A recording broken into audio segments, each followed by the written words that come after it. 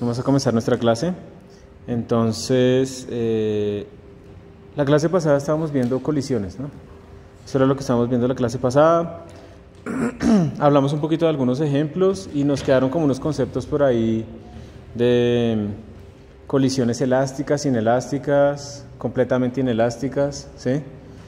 Y realmente, digamos, yo cambié un poco la presentación que tenía, porque teniendo en cuenta el concepto del coeficiente de restitución, uno puede escribir todos los resultados de todas las colisiones en términos de ese coeficiente de restitución. Entonces, esa, digamos, es la nueva manera en la que lo vamos a hacer. La clase pasada también lo medimos utilizando FIFOX. Entonces medimos nosotros el coeficiente de restitución de una pelotica rebotando, ¿cierto? Utilizando el sonido. Y vimos que básicamente el concepto del coeficiente de restitución es que nosotros tenemos una relación entre las velocidades de entrada y de salida, ¿sí? Básicamente la velocidad relativa de salida es un factor menor o igual a la velocidad relativa de entrada. Eso es el coeficiente de restitución. Y en cierta manera nos mide qué tanta energía se disipa cuando hay colisiones. También veíamos que se podía escribir en términos de las alturas. Si ustedes, por ejemplo, toman un video del experimento que hicimos la clase pasada y en vez de tomar sonidos, lo que hacemos es tomar fotos y ver las dos alturas, también podemos calcular el coeficiente de restitución. Y para calcular pues esa relación lo que hicimos fue aplicar conservación de la energía, porque pues si una partícula está a cierta altura acá, va a llegar con cierta velocidad acá. Entonces esta velocidad está determinada por esta altura. Entonces si yo tengo una relación entre estas dos velocidades, pues también tengo una relación entre las dos alturas. Y por último, digamos que tengan en cuenta esto, en las colisiones lo que importa es la energía cinética. Nosotros venimos ahorita de un módulo de estar conservando la energía mecánica, que era la cinética más la potencial. Pero en las colisiones lo que importa es solamente la cinética. ¿Listo? Si se conserva o no la cinética. Entonces veíamos que el coeficiente de restitución también nos medía una pérdida de esa energía cinética, y ahí estaba. Digamos que cuando el coeficiente de restitución valía 0, que esta colisión se llama completamente inelástica, quiere decir que se quedan pegadas las cosas.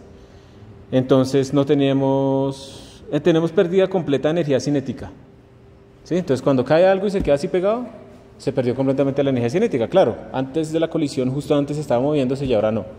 Entonces quedaron pegados, se perdió toda la energía cinética. Y cuando el coeficiente de restitución vale 1, que esto es una colisión completamente elástica, pues entonces no perdimos energía cinética. Él vuelve a la misma altura. Eso es, digamos, lo que veíamos, lo medimos, como decíamos la clase pasada. Y entonces aquí está el cambio de la presentación que yo estaba utilizando en la clase pasada con respecto pues ahora.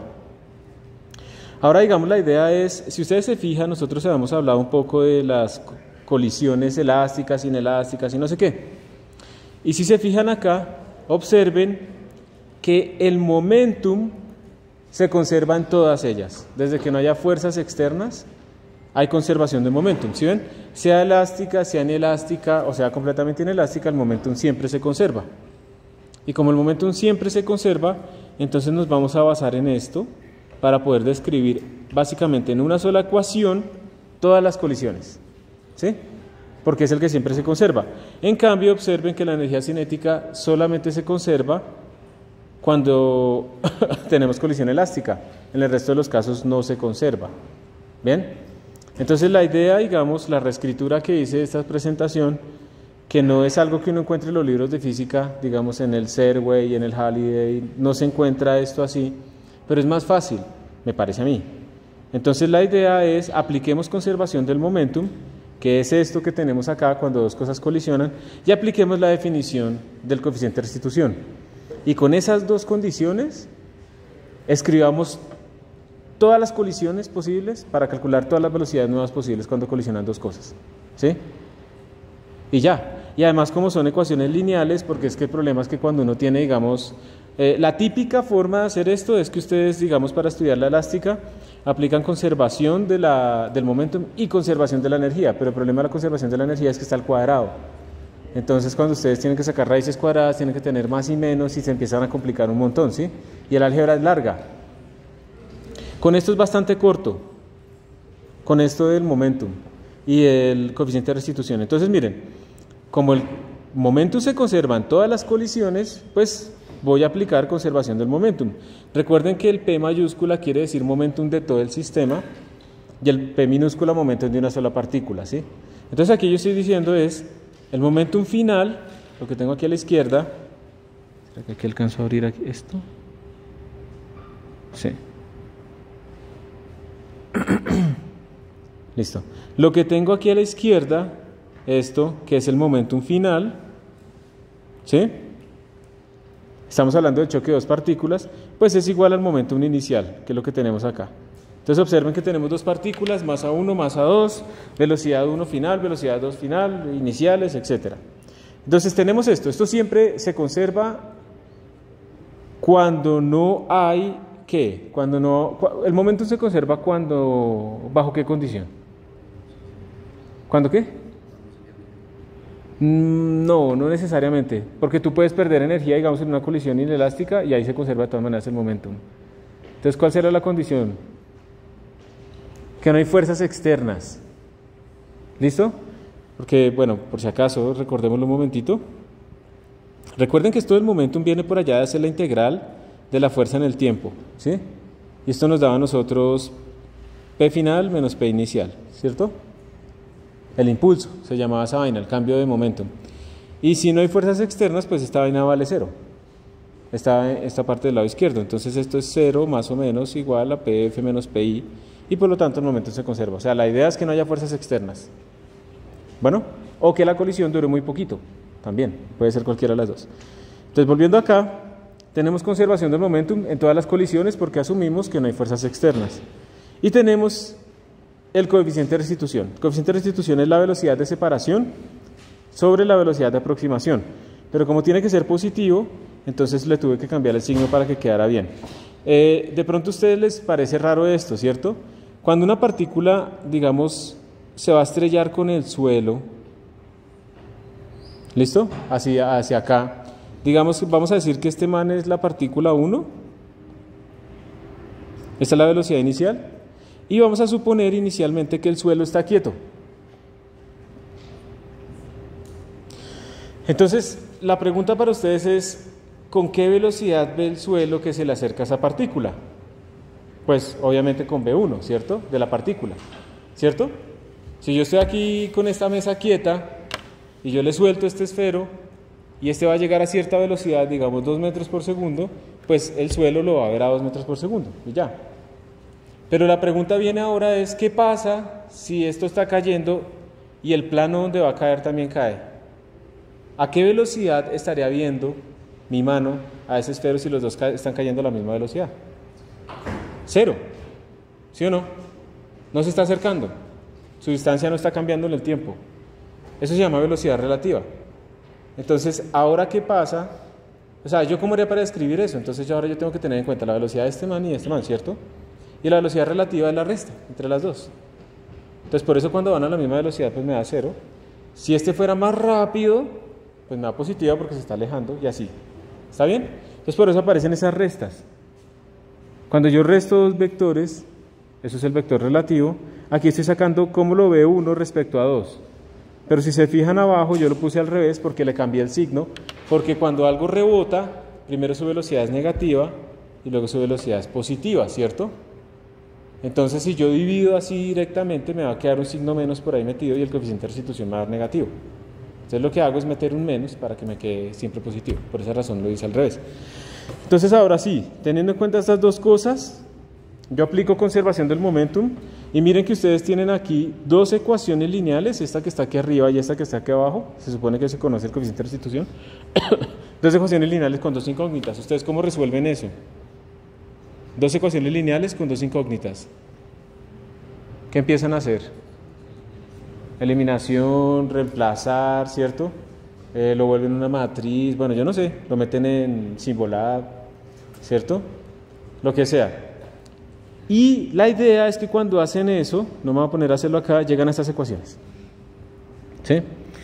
Estas ecuaciones representan las colisiones de todo tipo. Elástica, inelástica, completamente inelástica, etc. Esto me está diciendo a mí cuál es la velocidad final de una partícula y cuál es la velocidad final de la otra partícula, cuando colisionan dos partículas, ¿sí? Eso es lo que me está diciendo. Y miren que tienen la masa por ahí metida y miren que tienen el coeficiente de restitución, miren que son como simétricas, si se dan cuenta que este término que tenemos aquí a la izquierda de primero es como este término que tenemos aquí a la derecha en la segunda velocidad, eso también. Ahí hay una simetría, eso tiene unas razones de ser por ahí. Pero esto ya representa todas las ecuaciones. Entonces, si yo les digo a ustedes, miren, la colisión fue completamente inelástica, ¿qué harían para utilizar esto? Si es completamente inelástica. ¿El E cuánto vale? El coeficiente de restitución, ¿cuánto vale cuando quedan completamente pegados? 0. Entonces, simplemente a este man le ponen 0. ¿Sí? Todo esto vale 0. Y ya tienen el resultado para colisiones completamente inelásticas, y si se dan cuenta les da la misma velocidad para ambas cosas, porque si quedaron pegadas pues obviamente se tiene que mover a la misma velocidad, ¿sí? Entonces ya está. Pero ahora yo les digo a ustedes, no, la colisión fue completamente elástica. ¿Cuánto vale E cuando es completamente elástica? Coeficiente de restitución cuando la vaina es completamente elástica, 1. Entonces simplemente ponen aquí 1, 1, 1, 1. Y ya tienen los resultados para la colisión completamente elástica. Y si es inelástica, el coeficiente de restitución vale 0.85, pues lo reemplazan ahí. O sea, esto tiene todo ahí metido. Por eso, digamos, en los cursos de física no se ve en estos cursos que ustedes notan, pero los ingenieros, digamos, utilizan mucho el coeficiente de restitución precisamente porque es sencillo. Entonces lo vamos a utilizar. ¿Está bien? Y vamos a ver una aplicación de esta cosa. Entonces, a ver, les voy a mostrar otra vez con las peloticas de mi hijo. Esta es otra pelota que tiene un coeficiente de restitución más bajito que el de la vez pasada. Entonces, miren que la voy a soltar más o menos de esta altura. Y miren hasta la altura que va a llegar. ¿Se alcanza a ver? Vamos a ver. ¿Sí? Tiene un coeficiente de restitución bajito, ¿sí o no? ¿Listo? Para que lo recuerden, por favor, presten la atención. Miren hasta dónde está llegando. Como hasta acá, ¿cierto? Más o menos. Pero ahora miren lo que voy a hacer. Voy a poner esta pelotica encima de esta otra. Más o menos a la misma altura, ¿está bien? Bueno, es para él. Toca que caiga encima.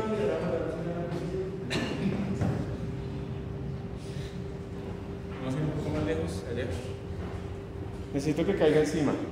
Lo que yo quiero es que recuerden cuánto era que caía cuando estaba sola. Y ahora solo vamos a ponerle esto hasta donde va. Vamos a ver. Increíble, ¿no? O sea, más o menos, digamos que llegó verticalmente hasta esa raya de allá. Antes había llegado hasta acá 3, 4, 5, 6, como unas 9 veces más o menos. ¿Listo? Vamos a volverlo a hacer. Ayer mi hijo se reía porque cuando lo hice así me pegué. Y después le iba a mostrar a la niña y siempre pasa. Y lo lancé y le pegó acá. O sea,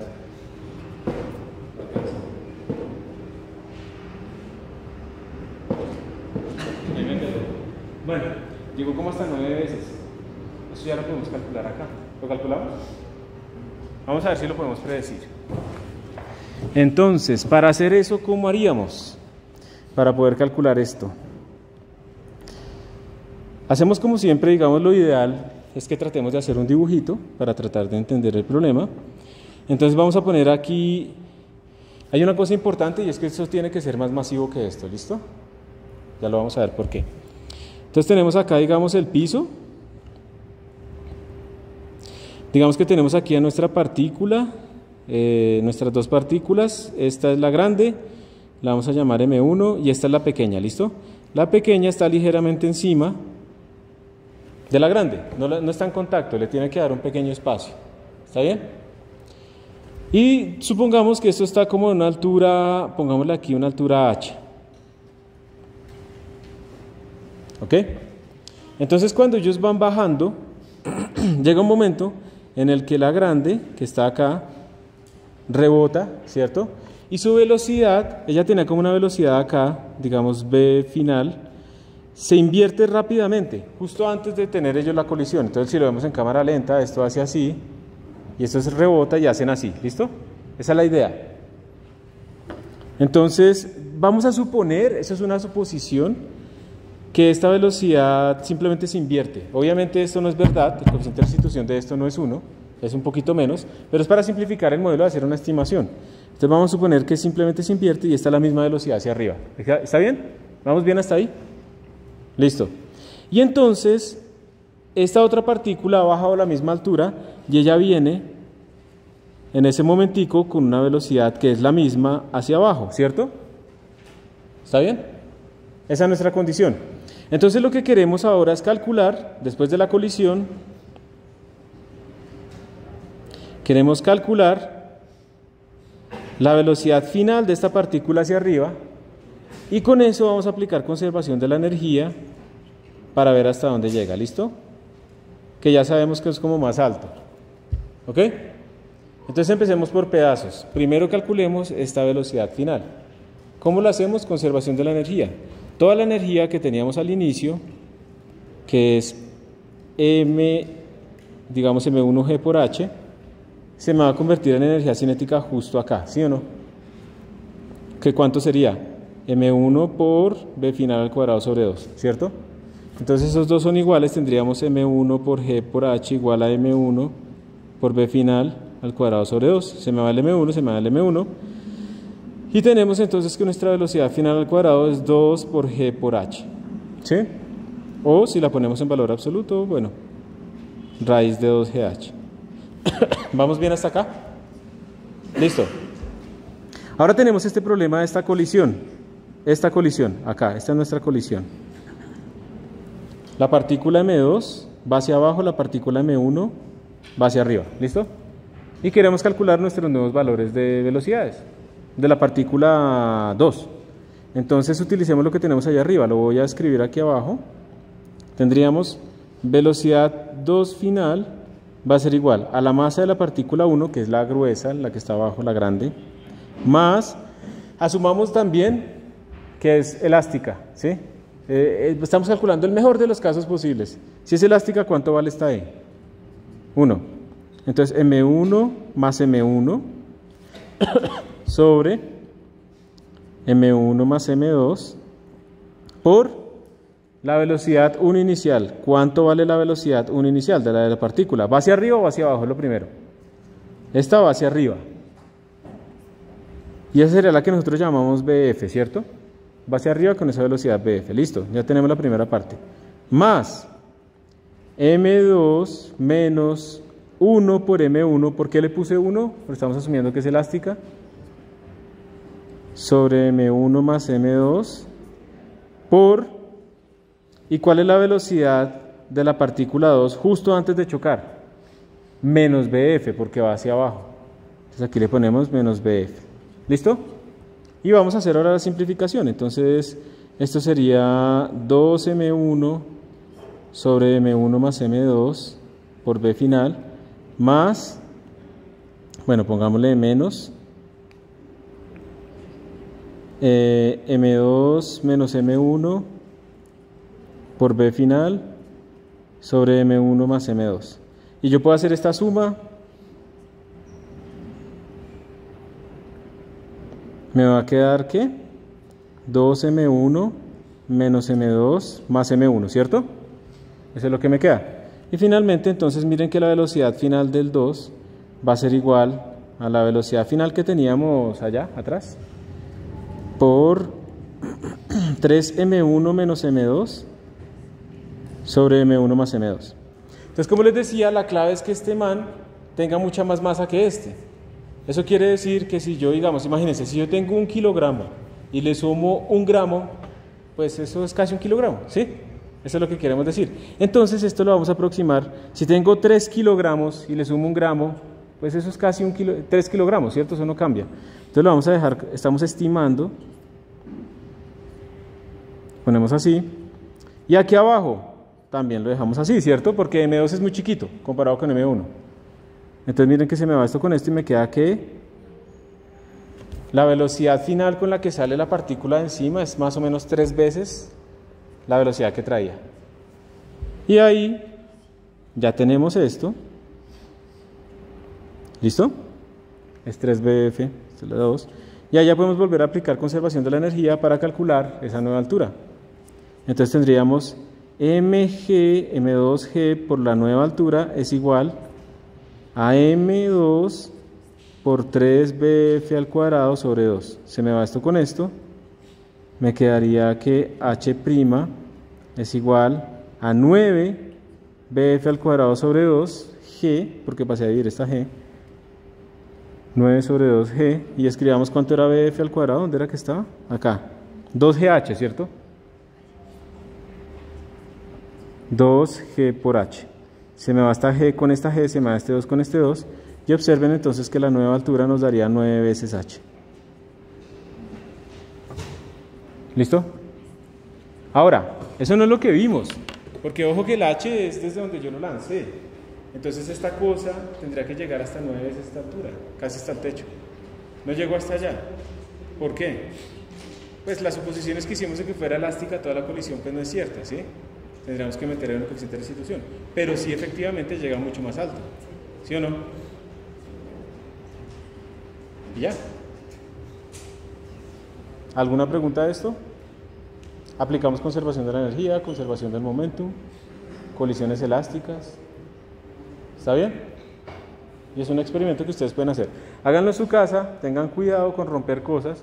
Entre más grande sea la cosa, digamos que va a rebotar un balón de esos de hacer ejercicio, por ejemplo, y le ponen una pelotica de estos, mucho más alto va a llegar. ¿Listo? Pero pueden romper una pantalla, porque ven que esto no va a estar alineado, entonces puede salir así de lado y se va contra el televisor y se meten en problemas. Y no es mi culpa, ¿listo? Entonces, bueno, esto es para que vean cómo pueden aplicarlo para estimar en estos problemitas. Entonces, vamos a hablar un poquito en particular de estas colisiones elásticas, inelásticas. Entonces, ustedes ya han estado trabajando en las colisiones perfectamente inelásticas. Esas son muy fáciles porque E vale 0, o sea, E desaparece y las cosas se quedan pegadas. Ustedes ya lo han hecho, ¿sí o no? Que ustedes tuvieron que hacer problemas donde dos cosas se quedan pegadas después de la colisión. Ya han tenido que resolver ese problema. Y lo único que aplican, ¿qué es? Conservación del momento. Y ya, ¿sí? Eso es fácil. Entonces, ahí simplemente miren que tenemos esta expresión general. Y yo simplemente hago que E valga 0. Y entonces esto me da las dos velocidades nuevas. Y observen que esas dos velocidades son las mismas. Y pues tienen que ser iguales porque se quedaron pegados. Si se quedaron pegados, tienen que estarse moviendo igual. ¿Sí o no? Y ahí es cuando estamos en este caso, perdemos toda la energía cinética. Al quedarse pegados, perdemos el máximo de energía cinética de nuestro problema. Ustedes han visto que algunas veces se disparan en unos tanques de agua las balas, que sale a veces en CSI y todo eso, que para verificar si un arma fue la que disparó cierta bala, que deja ciertas huellas o no. ¿No han visto eso? Sí, algunos no. Eso es una forma, digamos, en el agua se amortigua el movimiento de la bala y queda la huella del gatillo y queda también pues la distancia que recorre. Entonces con eso uno puede más o menos buscar con una huella digital y comparar con otra bala y verificar si fueron disparadas por la misma arma, ¿sí? Pero también se puede utilizar un mecanismo como estos, que se llama un péndulo balístico, pues precisamente por su nombre. Uno le dispara a un bloque de madera y la bala queda incrustada, pues la idea es esa, no que atraviese hasta el otro lado y mate ahí al que está al frente. Entonces la bala queda ahí incrustada y lo que sucede es que entonces este péndulo se va a mover a cierta altura. Entonces lo que uno espera que es que si esta bala trae mucho momentum, por ejemplo tiene mucha velocidad, pues esto suba más, ¿cierto? Si trae poco momentum, suba menos. O por ejemplo que si esta bala tiene mucha masa, pues suba más, puede ser. O si tiene poca masa, pues suba menos, hay poca transferencia de momentum, ¿listo? Entonces ese es el experimento que se hace. Y la pregunta para ustedes es, la que se les podría hacer, porque eso es un experimento que pueden hacer, es ¿qué tan alto va a llegar esta vaina si ustedes tienen la masa de la bala, la masa del bloque y la velocidad inicial? ¿Sí? O al revés, si ustedes pueden medir la altura, ¿podrían sacar la velocidad? ¿Cómo lo harían? ¿Cómo resolverían ese problema?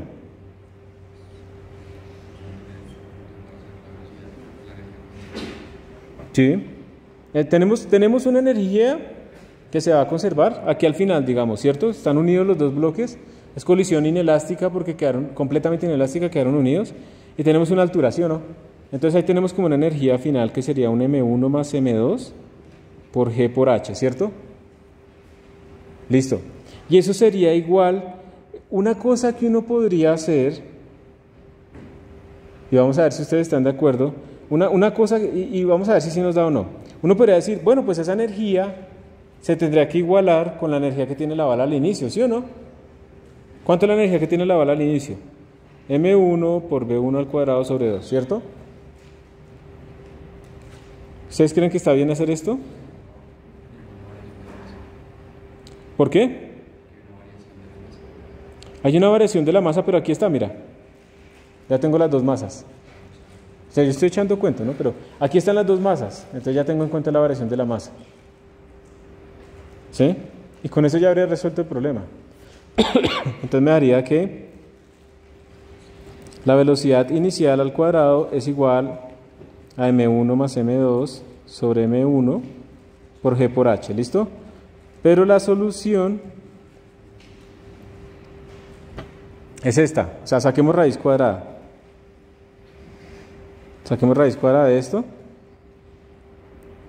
Raíz cuadrada de M1 más M2 sobre M1 por raíz de G por H, ¿listo? Esa es la que me daría si yo simplemente cojo la energía inicial y la igualo a la energía final. ¿Está bien? Eso es lo que me daría. Pero la solución realmente es esta. O sea, miren que me está sobrando esa raíz que me dio acá. ¿Sí? En mi técnica. Entonces, ¿qué será lo que pasó? ¿Qué error se cometió? ¿Qué ignoramos cuando igualamos esas dos velocidades? Pues nosotros ignoramos, nosotros no podemos conservar la energía porque hay una energía que se perdió cuando la bala entró, abrió el hueco, friccionó y se quedó quieta, ¿sí? Ahí perdimos energía. Entonces no podemos aplicar conservación de la energía así ciegamente. Obviamente, como uno es cascarero, pues uno les pone esta opción de respuesta dentro de las opciones de respuesta, ¿cierto? Para ver si están cometiendo ese error y no sé qué, pero uno no puede hacer eso. Entonces, ¿qué es lo que tenemos que hacer acá? Si no supiéramos la respuesta, le hubiéramos preguntado a ChatGPT, ¿nos hubiera dado esto? Ahí nos quedábamos, ¿cierto? Porque no sabemos la respuesta. Habría que hacer un experimento y ver qué no nos va a dar, ¿sí? De resto nos quedaríamos con eso. Las unidades funcionan, o sea, esto todo funciona, pero no funciona, o sea, no está bien. Entonces, ahora nos toca devolvernos y lo que tenemos que hacer es dividir este problema en dos partes. Y esto es lo que ustedes deben hacer con todos estos problemas. La primera parte es la colisión. Entonces, justo antes tenemos un momentum, justo después tenemos otro momentum, ¿sí? Y eso nos va a dar la velocidad. Justo después, supongamos que la bala se quedó quieta muy rápidamente, vamos a tener la velocidad inicial del bloque completo más la bala. Y con eso sí podemos aplicar después conservación de la energía, ya cuando están unidos. Durante la colisión no podemos aplicar conservación. Tenemos que aplicar la conservación del momentum, pero no de la energía, ¿listo? Y eso es lo que tenemos que hacer. Entonces, pues lo voy a hacer aquí, a las patadas. Tendríamos momentum inicial, sería M1 por B1 justo antes de chocar. Y justo después de chocar, será igual al momentum del cuerpo unido, por velocidad final, lo vamos a llamar. ¿Está bien? Eso es conservación del momentum, ¿sí o no? Entonces de aquí nos salió que esa velocidad final con la que quedaron unidos es M1 más M2 sobre M1 por la velocidad inicial que tenía la bala. Y ya, hemos resuelto cuánto es la velocidad inicial acá, justo cuando quedaron unidos y van a empezar a moverse, ¿listo? Y ahí, como ya ocurrió la colisión, ya ocurrió la disipación, ahí sí aplicamos conservación de la energía. ¿Sí? Sí, lo hice al revés, ¿no? Gracias. Muy bien. O si no, habríamos creado un movimiento perpetuo porque estábamos dándole más velocidad que la que traía. Listo. Y ahora sí aplicamos conservación de la energía. O sea, ya chocaron y ahora sí aplicamos conservación de la energía. Energía cinética inicial igual a energía potencial final. Entonces tendríamos M1 más M2 sobre 2 por B final al cuadrado, esa es energía cinética inicial justo después del choque, igual a M1 más M2, ¿cierto? Por G por H, cuando subieron. Se me van estos dos, ¿sí? ¿Cierto? Y me quedaría, vamos a elevar al cuadrado, vamos a pasar este 2 aquí a multiplicar, velocidad final al cuadrado igual a 2G por H, pero esa velocidad al cuadrado sería M1 sobre M1 más M2 por B1A, todo al cuadrado, ¿sí? Entonces saco raíz cuadrada y me quedaría raíz de 2G por H igual a M1 sobre M1 más M2 por B1A, y ya puedo despejar mi velocidad inicial.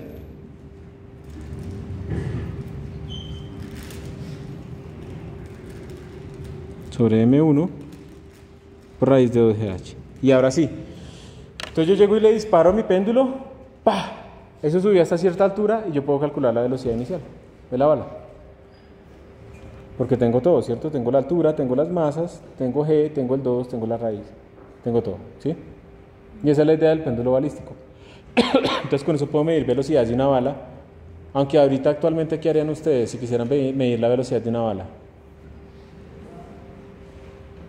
De forma segura, ¿no?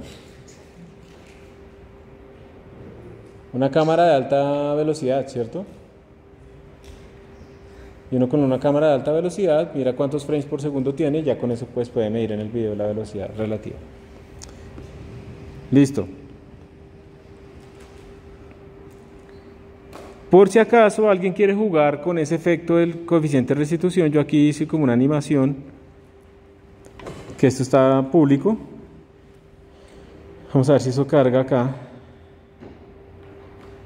Y aquí lo que estoy haciendo es, dado cierto coeficiente de restitución,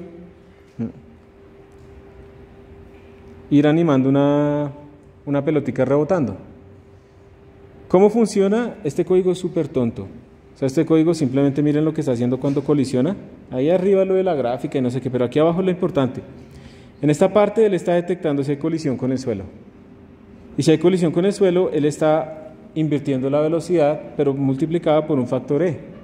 Ese es el coeficiente de restitución. Entonces, digamos, si le ponemos E igual a... ¿Cuánto quiere que le pongamos? A ver.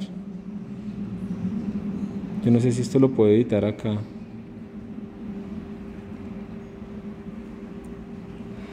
Vamos a ver si lo puedo editar.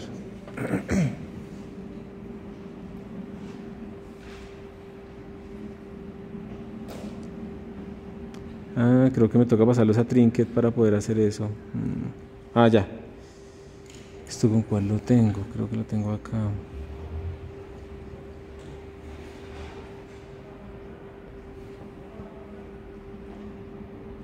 Acá. Entonces miren, le voy a poner... ¿Qué le pongo? ¿Cuál quieren ver? ¿0? A ver qué pasa. Pongámosle una bajita. 0.01. Eso es una colisión casi completamente inelástica, ¿sí o no? Entonces, ¿qué le va a pasar a la partícula? Se tiene que quedar pegada al suelo, ¿cierto? Entonces ahí va. ¡Pap! ¿Sí? Y aquí pues vemos la altura y ahí se quedó estabilizada. Ya no se mueve más. ¿Qué pasará si, por ejemplo, yo aquí le pongo 1?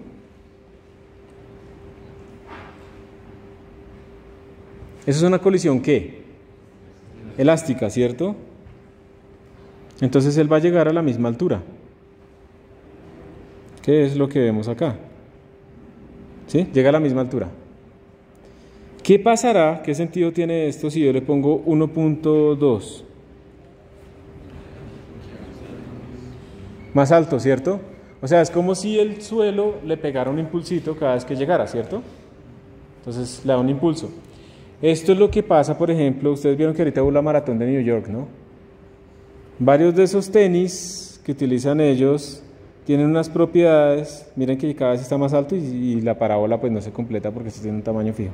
No sé si esto lo puede disminuir, no. Los corredores ahora tienen en los tenis en la parte de atrás como unos resortes que los impulsan. que los hacen saltar un poco más, y eso está ya regulado para que no sea como tan exagerado. Pues eso es lo que está sucediendo con esa partícula, miren, cada vez está más alto. Eso no pasa ya, ¿no? Obviamente no es que vayan a seguir saltando y después salgan a volar los corredores, pero esa tecnología ya está en los tenis de correr, para hacer que las personas reboten un poco en el suelo.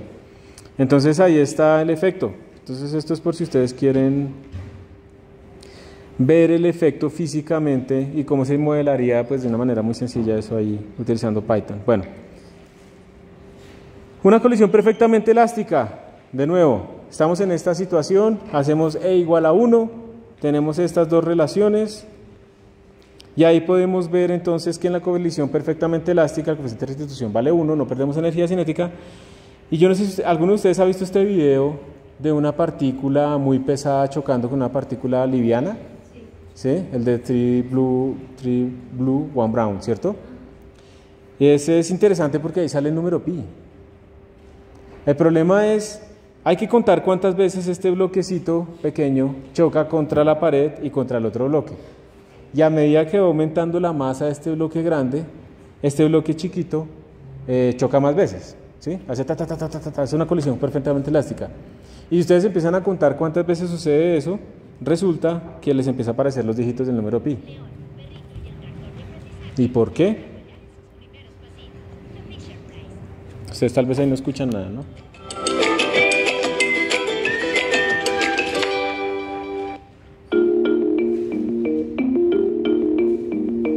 Sometimes math and physics conspire in ways that just feel too good to be true. Let's play a strange sort of mathematical croquet. We're going to have two sliding blocks and a wall. The first block starts by coming in at some velocity from the right, while the second one starts out stationary. Being overly idealistic physicists, let's assume that there's no friction and all of the collisions are perfectly elastic, which means no energy is lost. The astute among you might complain that such collisions would make no sound, but your goal here is going to be to count how many collisions take place. So, in slight conflict with that assumption, I want to leave a little clack sound to better draw your attention to that count. The simplest case is when both blocks have the same mass. The first block hits the second, transferring all of its momentum. Then the second one bounces off the wall, and then transfers all of its momentum back to the first, which then sails off towards infinity. 3 total clacks. What about if the first block was 100 times the mass of the second one? I promise I will explain to you all the relevant physics in due course. It's not entirely obvious how you would predict the dynamics here, but in the spirit of getting to the punchline, let's watch what happens. The second one will keep bouncing back and forth between the wall and the first block 100 times its mass, like a satisfying game of breakout, slowly and discreetly redirecting that first block's momentum to point in the opposite direction. In total, there will be 31 collisions before each block is sliding off towards infinity, never to be touched again. What if the first block was 10,000 times the mass of the second one? In that case, there would be quite a few more clacks, all happening very rapidly at one point, adding up in all to 313 total collisions. Well, actually, hang on. Wait for it. Wait for it. Okay, 314 clacks. If the first block was 1 million times the mass of the other, then again, with all of our crazy idealistic conditions, almost all of the clacks happen in one big burst, this time resulting in a total of 3,141 collisions. ¿Sí ven lo que está apareciendo ahí arriba, no? Empieza a aparecer el número pi. Si ustedes, digamos, para tratar de entender este problema lo pueden plantear de varias formas, pero traten de pensar es que ustedes necesitan saber cuántas veces colisionan, cuántas veces, o sea, no solamente es cuánta la velocidad nueva y no sé qué, sino cuántas veces la coordenada, digamos, de los lados coincide. Y cuando empiezan a plantear ese problema así, por ahí empiezan a aparecer expresiones que están relacionadas con aproximaciones al número pi. Pero es raro, ¿no?, que el número pi aparezca ahí.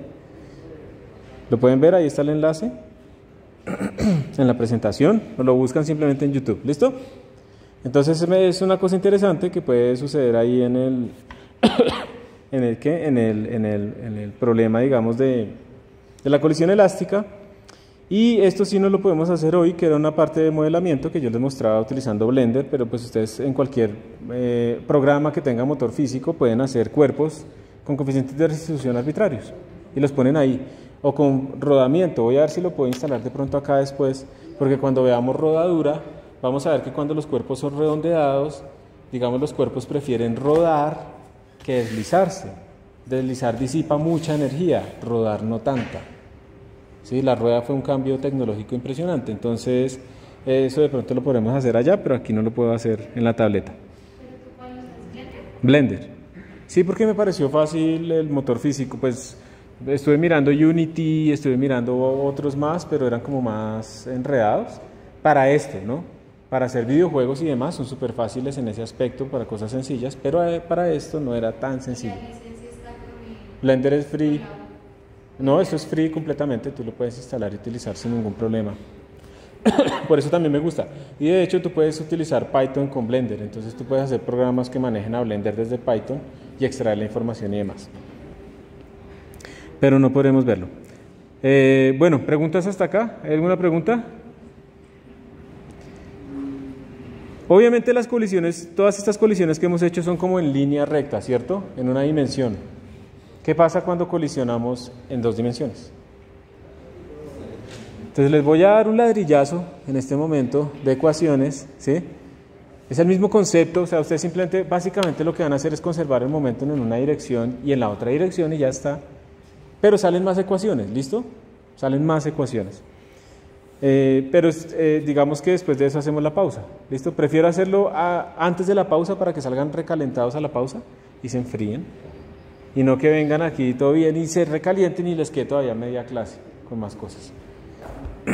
Entonces, cuando tenemos varias dimensiones, como les digo, estas son las colisiones realmente típicas. Pues entonces uno empieza a hablar es como de las velocidades normales a la superficie y tangenciales a la superficie, ¿sí? Paralelas a la superficie y normales a la superficie. Este símbolo de acá, ¿ustedes qué creen? ¿Paralelo o perpendicular?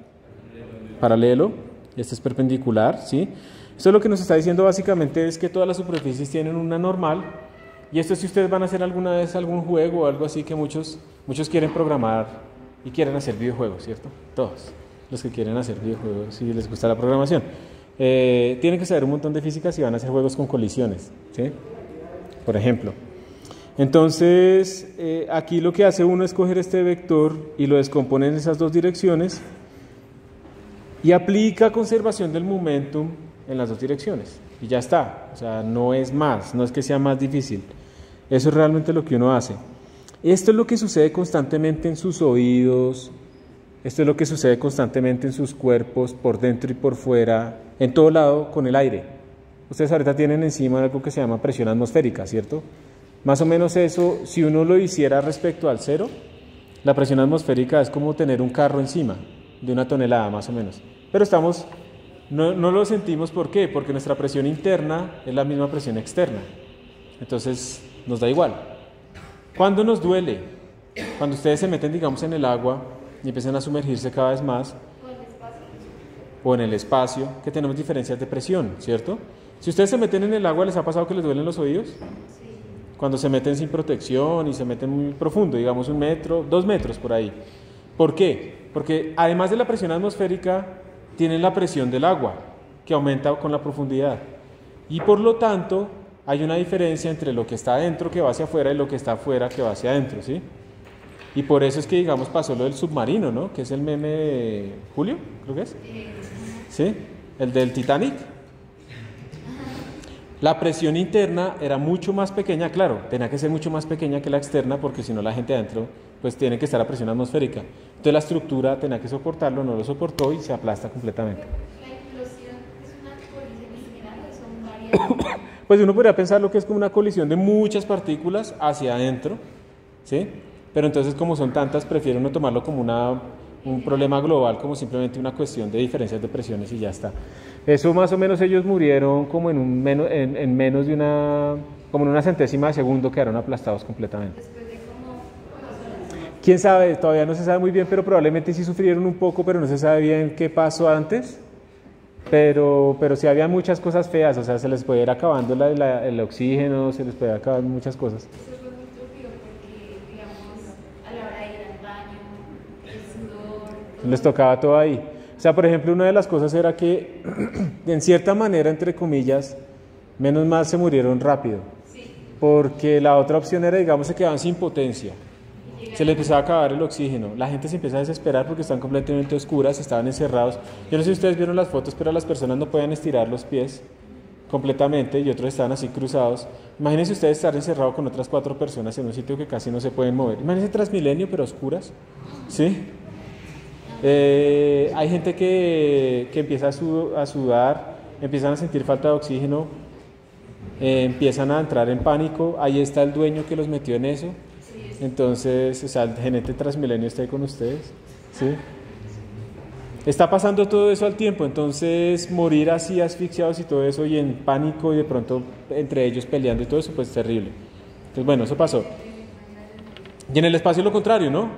Nosotros no tenemos presión interna que trata de salir, ¿sí? Y no hay presión externa. Entonces, cuando baja la presión, completamente los líquidos, su punto de ebullición baja, entonces empiezan a hervir. O sea, para hervir no hay que estar caliente. Entonces la sangre empieza a hervir, los ojos se dilatan y todo eso, ¿sí? Eso también es horrible. Por eso uno no puede coger un pececito digamos, de las profundidades del mar y sacarlo a la orilla porque se va a estallar probablemente, o internamente se le van a estallar los órganos. Y lo mismo que uno no puede meter hacia abajo.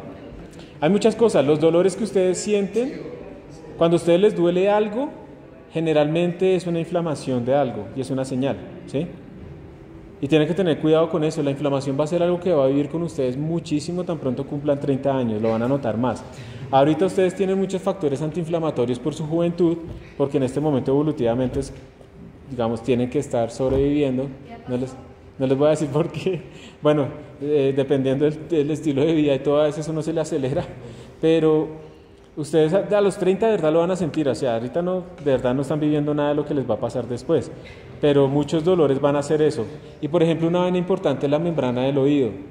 Cuando ustedes tienen gripa y tienen congestión, a veces les duelen los oídos porque precisamente tienen líquido acumulado que está ejerciendo presión, ¿sí? Y si se meten a una piscina o si se ponen a estornudar así, a aguantarse el estornudo, se pueden romper la membrana. Y el tímpano, por ejemplo, en general, bueno, el tímpano no sé si se recupere, pero el martillo, el yunque y esa parte de ahí no se recupera, son las células que no se recuperan del cuerpo. Dime.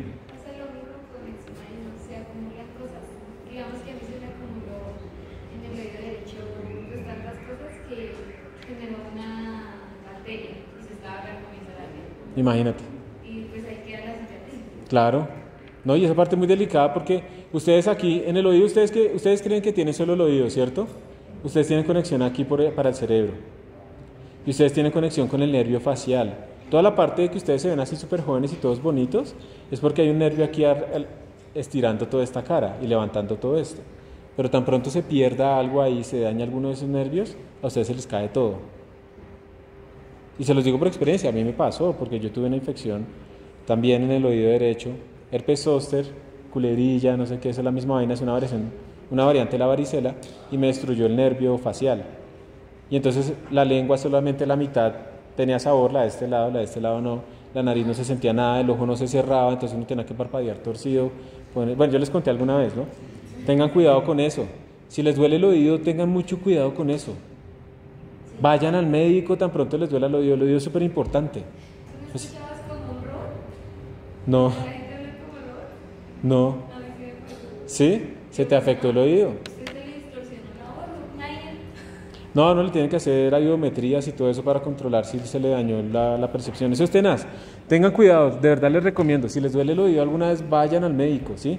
No se vayan a la droguería a pedir un antibiótico, ustedes no tienen ni idea, porque ese es el otro problema. La gente ahora tiene gripa y toma antibiótico. La gripa es causada por un virus. El antibiótico no les va a matar el virus.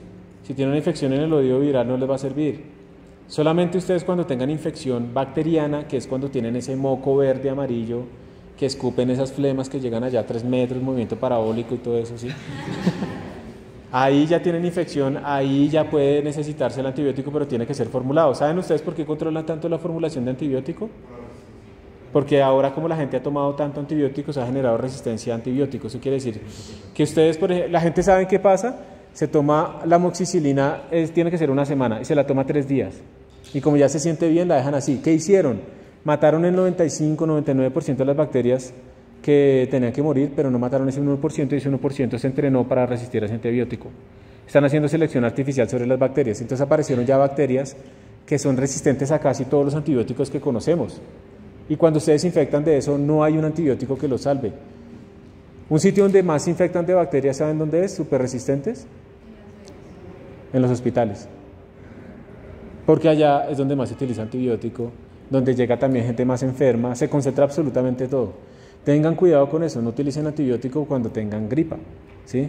Tienen que saber qué es. Y mucho menos, pues, obviamente, oxilocucilum o engistol, otras vainas hemopáticas que son pura carreta. Sí, no, o sea, una cosa es que ustedes tomen agua panela y eso para los síntomas, eso está bien, pero no confundan, esos manes se trataron de apropiarlos de la homeopatía, se trataron de apropiar de la parte natural para meterle el cuento a la gente de que esto es natural, ¿sí? Y entonces es bueno, pero no todo lo natural es bueno y no la homeopatía no es natural, ¿está bien? ¿Ustedes saben de dónde viene la homeopatía? El nombre homeopatía. Homeo viene de homogéneo, la misma apatía. O sea, básicamente eso surge es que si yo estoy envenenado, entonces si me dan o sea, si yo tengo síntomas de envenenamiento, vómito, diarrea, no sé qué, entonces me dan un poquito de veneno que produce lo mismo para curarme. Esa es la raíz de la homeopatía. Pero ¿saben qué es peor? Cogen y dicen, no, es que el agua tiene memoria, entonces vamos a difundir una cantidad de este veneno en 100 cantidades de agua. Eso se llama la difusión 1. Cuando yo haga esa difusión, me lo puedo tomar y tengo una potencia de homeopatía. Lo peor de eso es que dicen, no, como el agua tiene memoria, vamos a hacer varias difusiones de este remedio. Y cuando ustedes ven en un paquete homeopático que dice de 6, quiere decir que lo difundieron 6 veces, o de 9 veces. Eso quiere decir que yo tomé una parte de la cosa y la difundí en 100. Luego tomé una parte de esto y lo difundí otra vez en 100. Y luego una parte de eso y lo difundí otra vez en 100. Cuando yo hago esos 6 a 9 veces, ya no quedan ni siquiera átomos de lo que tenía inicialmente. Pero según la homeopatía, eso es más potente que lo que tenía inicialmente, porque el agua tiene memoria. Imagínense la cantidad de caca que se han tomado ustedes y todo porque el agua tiene memoria. Sí, ya ha pasado por todo lado. Esa es la base, es pura agua con azúcar. Entonces está basada en el efecto placebo. El efecto placebo no es que sea 50-50. El efecto placebo es 0.5 respecto a 99.5. O sea, lo más probable es que falle. Entonces tengan cuidado con eso. O sea, lean un poquito sobre qué es la homeopatía, porque es pura carreta. Y no hay estudios, ninguno. El único fue retractado. Y no hay ningún estudio que soporte la homeopatía sobre la medicina occidental. ¿Sí? Así, ay, que la medicina occidental, que el hombre, que no sé qué. Es la que funciona. Claro, obviamente ustedes tienen que cuidarse. Claro que si ustedes van a hacer acupuntura, pues está bien si eso los relaja y les baja los síntomas. Es que una cosa son los síntomas y otra cosa es la enfermedad. Yo puedo tener una vaina reumatológica y me echo pomada de coca y eso me baja el dolor. Está bien, me bajó el síntoma, pero eso no me está curando. Eso son dos cosas diferentes. ¿Está bien? Y por eso se muere mucha gente, porque la gente deja de tomar lo que lo cura por reemplazarlo por lo que le baja los síntomas.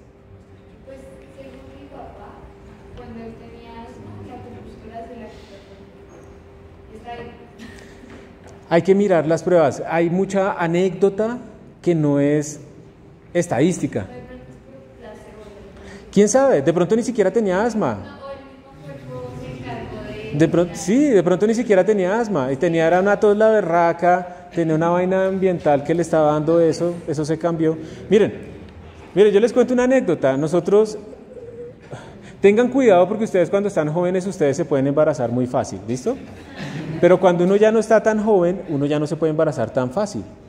Y nosotros cuando estábamos buscando el primer niño, eso nos costó harto y al final, miren, las escalas de tiempo de la medicina occidental son de 6 meses, 1 año, cosas así. Pero uno quiere el remedio inmediato, ¿cierto? Entonces uno quiere algo que le cure. Ustedes pasan a veces por los puentes y tienen pomadas de yo no sé qué con guanábana que les cura el cáncer, el asma, la diarrea.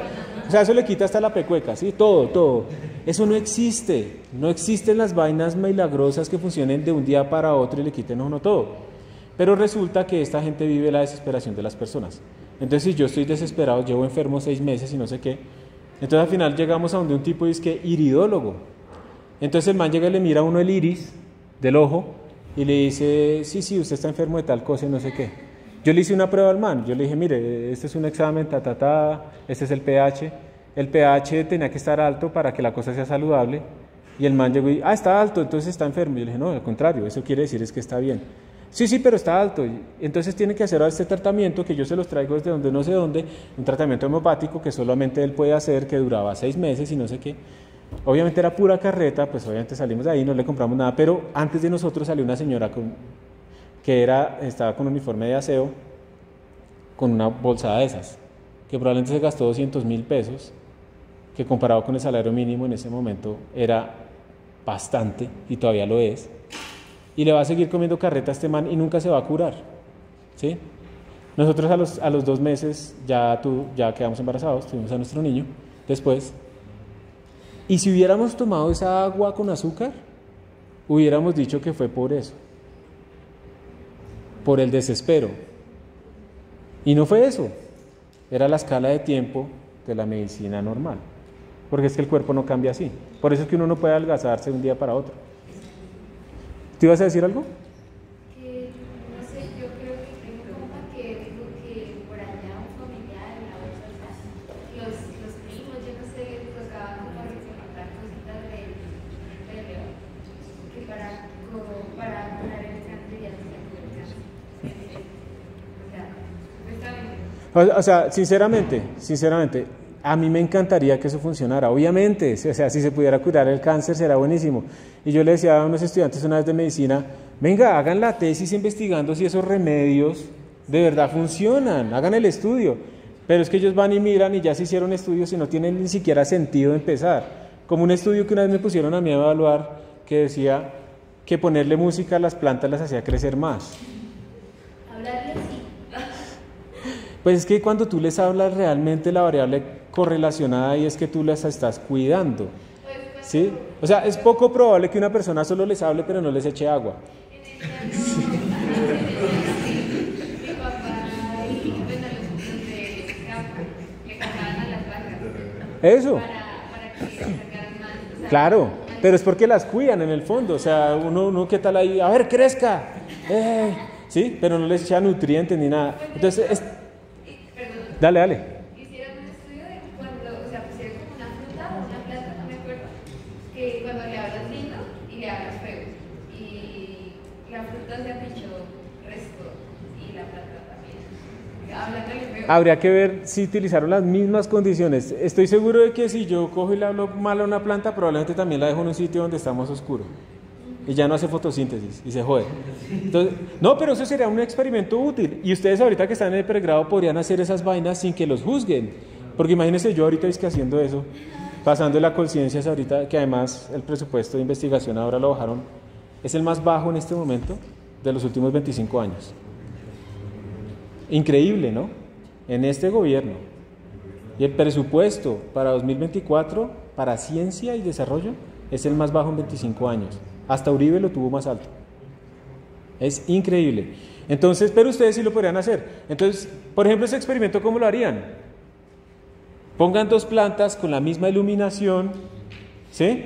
Para que no se ponga triste la que tratan bien. Sacan una planta un momento, a la otra la tratan re mal. Luego sacan a esta, ponen la otra la tratan re bien. Y después los dejan en las mismas condiciones. Les echan exactamente la misma agua, les dejan exactamente la misma iluminación y van a ver qué pasa. ¿Listo? Y tenemos que hacerlo varias veces, ¿cierto? Porque solo una vez no es reproducible. Y de pronto podemos encontrar algo útil. De pronto encontramos que efectivamente la planta que se le insulta crece menos, pero ¿será que hay algunas palabras que tienen más efecto que otras? Entonces podemos después coger a insultar 2 plantas con diferentes groserías para ver cuál tiene más impacto. O de pronto no da nada, ¿sí? Pero será un experimento que ustedes podrían hacer, ¿no les parece?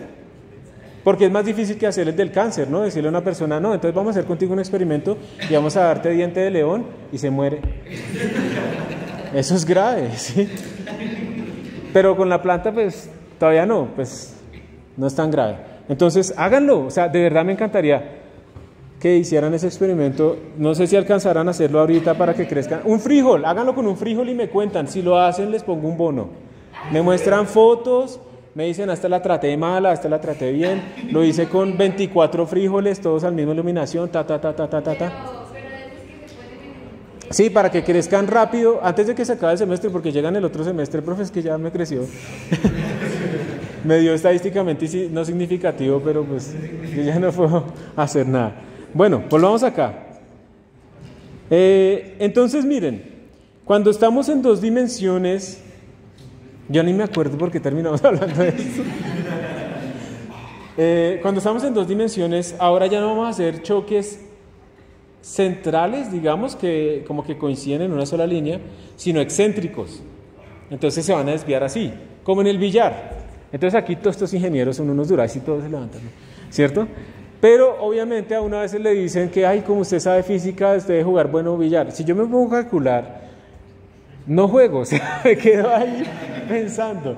Eso es intuitivo, ¿sí? Uno aprende jugando, pero esto sí se utiliza mucho, por ejemplo, para mirar las estructuras atómicas, colisiones de automóviles, cosas de ese estilo. Entonces, ¿qué pasa acá? Cuando tenemos varias dimensiones, lo que tenemos que hacer es conservación del momentum en el eje X y conservación del momentum en el eje Y. No es más, es lo mismo. Entonces, miren que aquí tenemos en esto eje X y en esto eje Y. ¿Listo? Pero es lo mismo, son más ecuaciones, es más álgebra, sí, pero es lo mismo. Entonces no piensen que eso cambió, no piensen que hay algo nuevo, es exactamente lo mismo. Y pues entonces, como tenemos dos dimensiones, pues habrá que descomponer las velocidades, ¿cierto? Entonces la velocidad en X ahora tiene un coseno o un seno, dependiendo del ángulo y demás. No es más, ¿está bien? No me voy a poner a meterle ahí todas las ecuaciones a deducirlas, pero pues es el mismo concepto, eso es lo que uno debe hacer. Y digamos aquí hay una típica aplicación que es un choque entre dos carros. Entonces viene un carro a 25 metros por segundo en la dirección X, ya se simplificó el problema, ya les pusieron el X y el Y. Viene un carro en dirección J y se chocan y se quedaron unidos. ¿Colisión qué? Perfectamente inelástica, se quedaron unidos. Entonces dice, tenemos el automóvil de 1500 kilogramos, viaja hacia el este, hacia allá, hacia allá, para ustedes, con esta rapidez, ninguno hizo el pare, colisión con esta camioneta que viajaba hacia el norte, y encuentre la dirección y magnitud de la velocidad de los restos después de la colisión. Suponga que quedan unidos. Entonces, hagámoslo. La idea es que quedaron unidos y tenemos esta velocidad, ¿sí? Final. ¿Señora? ¿Qué punto? No, solo es este, ¿cierto? Son dos puntos, pero vamos a hacerlo los dos al tiempo, que es calcular la velocidad, magnitud y dirección. Entonces, miren, aquí tenemos que esta velocidad nueva con la que quedaron unidos, pues es en esta dirección que no conocemos y tiene este valor θ. Entonces, ¿qué haríamos? Conservación del momentum en las dos direcciones. Entonces, conservación del momentum en el eje X, ¿listo? Vamos a hacer esa primero. Tendríamos, ¿quién tiene momentum en el eje X al inicio? El carro, ¿cierto? Entonces,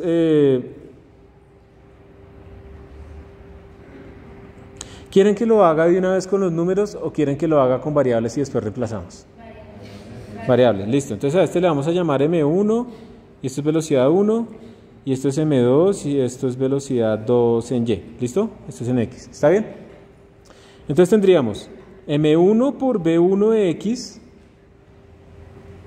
y ya es igual a M1 más M2 por velocidad final por coseno de θ. ¿De dónde salió eso?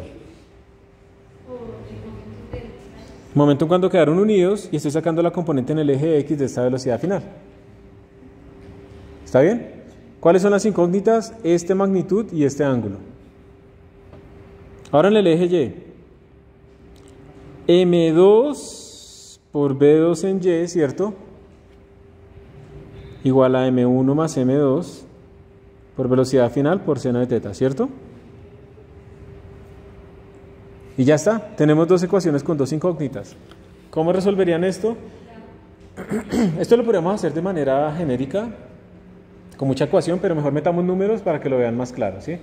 Entonces, hagamos acá, será 1500 por 25 es igual a 1500 más, ¿cuánto mira el otro? ¿Cuánto es?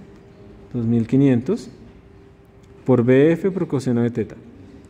Y aquí sería 2500 por 20 es igual a 1500 más 2500 por BF seno de teta. 1500 por 25 sin calculadora, ¿cuánto es? ¿Saben cuál es el truco? 1500 por 5 es lo mismo que dividir por 2 y multiplicar por 10, ¿sí o no? Entonces 1500 por 5 sería 750 por 10 sería 7500.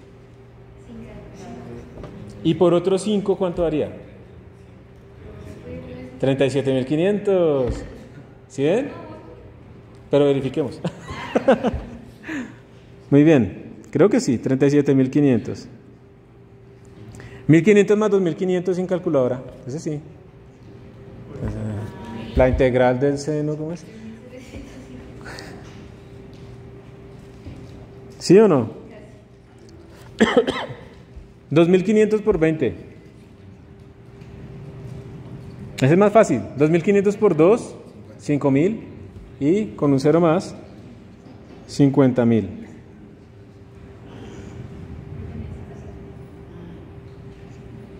¿Listo? ¿Y ustedes cómo despejan esto? ¿Cómo despejan B sub F y cómo despejan el ángulo? ¿Qué harían? Hay muchas formas, ¿no? Hay unas más fáciles que otras. Digamos que para sacar el ángulo yo lo que haría sería, vamos a llamar esta la ecuación 1 y esta la ecuación 2, yo haría la división entre las dos ecuaciones. ¿Por qué? Porque con eso cancelo el B sub F. Entonces, ¿cuánto las divido? Tendría 50.000 sobre 37.500 igual a 4.000 BF seno de teta sobre, perdón, aquí es 4.000, ¿no?